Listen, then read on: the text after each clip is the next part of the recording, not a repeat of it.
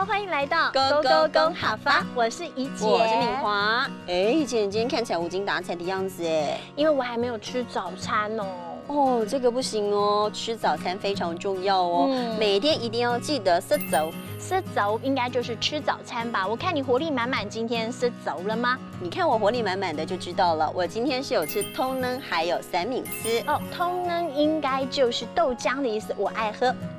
那三明治其实很简单，就叫三明治。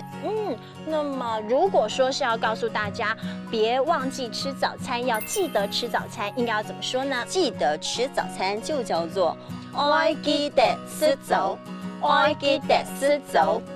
今天 Go Go Go 好发呢，透过镜頭帶大家看看怎麼樣吃早餐最健康。早安。哦，我好肚餓哦。吃早啊，真的很重要哎，你一定要吃哦。真的，一日之计在于晨，所以我一定注重早餐的，就是一定会吃早餐这样子。对啊，因为早餐的营养非常的重要。对对对。我们去那边看看好了，我还想吃一点面食好啊或者是饭什么的。好，没问题。要面包，困起来都好身呢。我也觉得。哇，这里有挑奶呢，我每天早上啊都有习惯喝一杯挑奶哦。敏华，你也来一杯挑奶吧。好啊，它可是含丰富的维生素还有蛋白质哦，可以说是营养价值非常高的饮品哦。哇，太棒了哎。对啊。贤哥待会要来他最喜欢吃三明治了，他叫我们先帮他点一份。哦，真的吗？那这边三明治非常的好吃哎，很丰盛。等一下帮他点一份。好。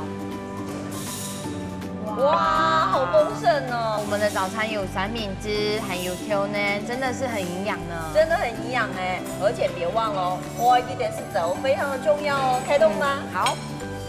哇，刚刚桌上这满满一桌早餐吃了呢，其实会很健康哦，真的活力满满的，所以别忘了每天一定要吃早餐。那我们赶快来帮大家复习今天的客家话吧。好啊，吃早餐怎么说呢？吃早餐叫做吃早，吃早。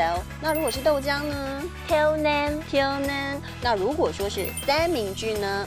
三明治，三明治。那如果说要记得吃早餐，怎么说呢？愛記得吃早。愛記得吃早。今天 Go Go Go 好发带大家一定要记得天天吃早餐，才会活力又健康哦。我们下次见了，下次见，拜拜。